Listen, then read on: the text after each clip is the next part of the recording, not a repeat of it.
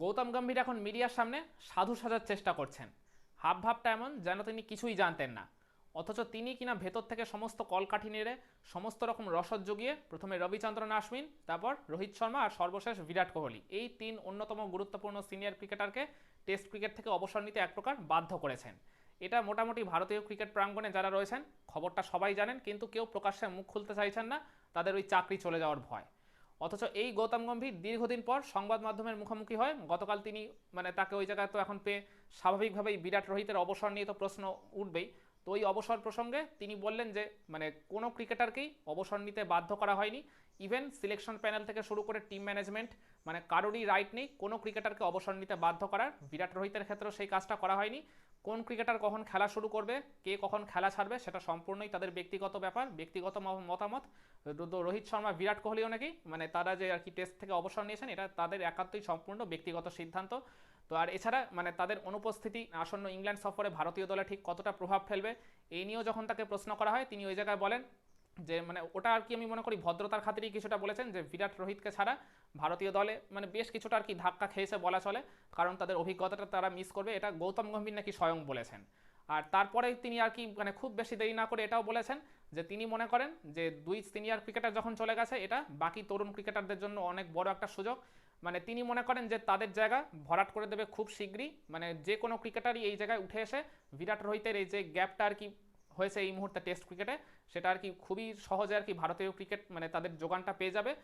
এটা নিয়ে চিন্তা করার কোনো কারণ নেই। এর আগে চ্যাম্পিয়ন্স ট্রফি তো জসপ্রীত বুমরা যখন অ্যাভেলেবেল ছিলেন না, তাকে নিয়ে এই প্রশ্নটা তখন করা হয়েছিল, তখন নাকি গম্ভীর বলেছিলেন যে যখন কেউ বাদ যায় কিংবা আর কি কোনো কারণে তাকে ছাড়া দল গড়তে হয় খুব গুরুত্বপূর্ণ ক্রিকেটারকে ছাড়া, তার জুতোয় পা গলাতে কিন্তু অন্য কোনো ক্রিকেটার এই জায়গায় খুব একটা বেশি সময় নেয় না। তো জসপ্রীত বুমরার রিপ্লেসমেন্ট হিসেবে না হয় যারা এসেছিলেন তারা তাদের কাজটা চালিয়ে দিয়ে গেছিলেন, ঠিক আছে, কিন্তু বিরাট কোহলি বা রোহিত শর্মা, আমি রোহিত শর্মার কথাটা না হয় অতটা ধরছি না, কিন্তু বিরাট কোহলির গ্যাপটা পূরণ করা কিন্তু মোটেই এত সহজ কাজ নয়।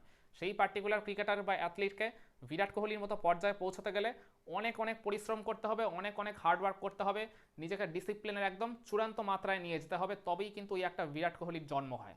আর যে কাজটা করা এতটা কিন্তু সহজ নয় যতটা সহজে গৌতম গম্ভীর সংবাদ মাধ্যমকে আর কি খুবই সহজে বলে দিয়েছেন বলতে পারেন।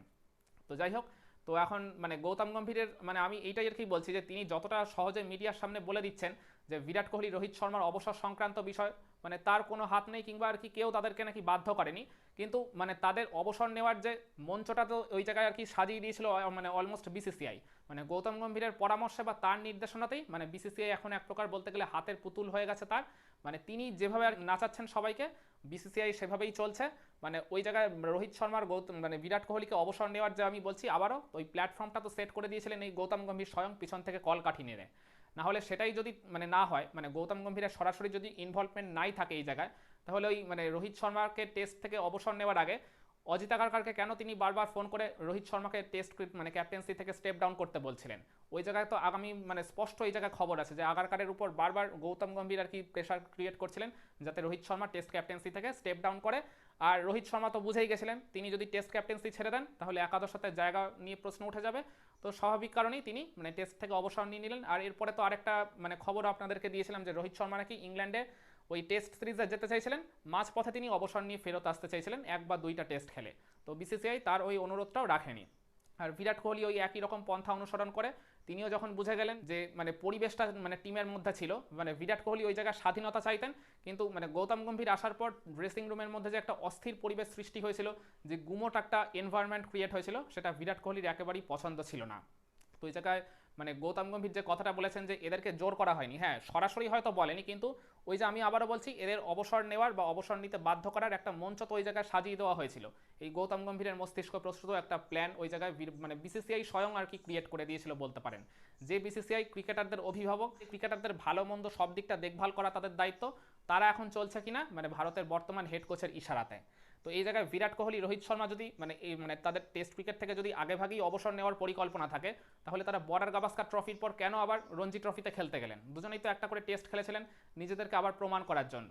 তো অবসরের যদি চিন্তাই থাকতো তাহলে ওই বর্ডার গাভাস্কার ট্রফির পরেই তারা অবসর নিয়ে নিতেন, কিংবা আইপিএল শুরুর আগেই নিয়ে নিতেন অবসরটা। আইপিএল চলাকালীন মাঝপথে হঠাৎ করে তাদের এই ডিসিশন চেঞ্জ করতে হতো না। তারা কিন্তু দুজনেই চেয়েছিলেন ইংল্যান্ড সফরে যেতে। তো রোহিত শর্মার অবসরটা মেনে নেওয়া গেলেও বিরাট কোহলিরটা কিন্তু কোনোভাবেই মেনে নেওয়া যায় না। এটা কি এক প্রকার ইনটলারেবল একটা কন্ডিশন বলতে পারেন, একটা সিচুয়েশন ক্রিয়েট হয়েছিল, যে কারণে বিরাট কোহলি 36 বছর বয়সে কেউ মানে একজন এরকম ফর্মের তুঙ্গে থাকা একটা প্লেয়ার, কেউ অবসর নেয় এত অল্প বয়সে, যেখানে টেস্ট ক্রিকেটেই আর কি দীর্ঘ সময় ধরে লোকে খেলা চালিয়ে যায়। বড় বড় ক্রিকেটারদের ক্ষেত্রে যে ঘটনাটা দেখা গেছে, ইভেন পেস বোলারদের ক্ষেত্রেও দেখা গেছে, সেখানে বিরাট কোহলির মতো এরকম ক্যালিবারের একজন প্লেয়ার মাত্র 36-এ টেস্ট ক্রিকেট থেকে অবসর নিলেন, তাও কিনা ওই ভারতের মানে দুর্বল টিম ম্যানেজমেন্ট বা আর কি বলতে পারেন বিসিসিআই যে আর কি মানে এই মুহূর্তে যে সব আর কি কর্মকর্তারা ওই গৌতম গম্ভীরের ইশারাতে নাচছেন, মূলত তাদের আর কি পুরো ব্যর্থতার জন্যই এই অবসরগুলো এসছে এই গুরুত্বপূর্ণ ইংল্যান্ড সফরের আগে। তো এই জায়গায় মানে গৌতম গম্ভীর যে বলছেন যে তিনি বাধ্য করেননি, তাহলে রবিচন্দ্রন আশ্বিনকে তিনি অস্ট্রেলিয়ায় বর্ডার গাভাস্কার ট্রফি চলাকালীন কেন ডেকে বলেছিলেন যে পরের টেস্ট চ্যাম্পিয়নশিপের সাইকেলের ভাবনায় তিনি আর নেই? তাহলে এই কথাটা যদি এখন মানে মানে সবাই যদি এখন প্রকাশ্যে ওই জায়গায় গম্ভীরকে প্রশ্ন করতে শুরু করে পাল্টা, গম্ভীর কি পালানোর পথ পাবেন এই মানে যদি প্রশ্নগুলো তাকে করা হয় কড়া ভাষায়? কিন্তু আমাদের দেশের মিডিয়ার তো এত সাহস নেই, সবার ওই জায়গায় চাকরি খোয়ানোর একটা ভয় রয়েছে, সেই কারণে এই কড়া কড়া কঠিন কঠিন প্রশ্নগুলো গম্ভীরকে সরাসরি ছুড়ে দেওয়ার তাদের যথেষ্ট গাটস নেই বলেই আমার মনে হয়। আর সেটা মানে নেই বলেই তাকে আর ওই জায়গার কি সরাসরি প্রশ্নগুলো কেউ করে না। নাহলে এই মানে ডিসিশনগুলো বা এই যে আর কি কথাগুলো আর কি এসছে, এগুলো তো আর কি মিথ্যা নয়, এগুলো তো একদম পুরোপুরি সত্যি। এখানে যদি রবিচন্দ্রন আশ্বিনও যদি তার ইউটিউব চ্যানেল থেকে বা কোনো পডকাস্ট থেকে গিয়ে আর কি এটা মানে এই পার্টিকুলার বিষয়টা নিয়ে তিনি যদি মানে সরাসরি এখন আর কি অভিযোগ ছুড়ে দেন গম্ভীরের দিকে, তিনি করবেন না আমি জানি, তিনি ভদ্রলোক, আপাতমস্তক ভদ্রলোক, তিনি কখনোই এই ব্যাপারটা নিজের মুখে প্রকাশ্যে বলবেন না, কিন্তু ঘটনা তো ঘটেছে, এটা তো আর কি কোনোভাবেই অস্বীকার করা যায় না। তো গম্ভীরের এই জায়গা আমি আবারও বলছি কিছুটা সরাসরি ইনভলভমেন্ট রয়েছে ওই রবিচন্দ্রন আশ্বিনের ক্ষেত্রে, কিন্তু বিরাট আর রোহিতের ক্ষেত্রে তিনি এই জায়গায় খুবই কৌশলী হয় এক প্রকার খুবই সূক্ষ্ম চাল চেলে মানে কৌশলে তাদেরকে এই টেস্ট ফরম্যাট থেকে সাইড করে দিয়েছেন, যাতে এখন নতুন একটা ইয়ং টিম আসে।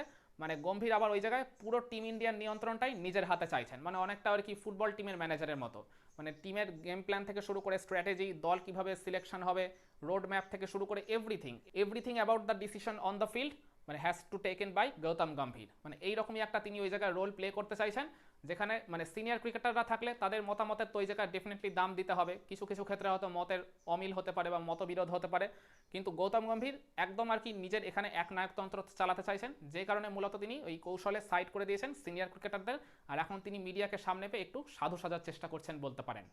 কি বলবেন আপনারা গৌতম গম্ভীরের এই এক নায়কতন্ত্র নিয়ে? কমেন্টে জানান।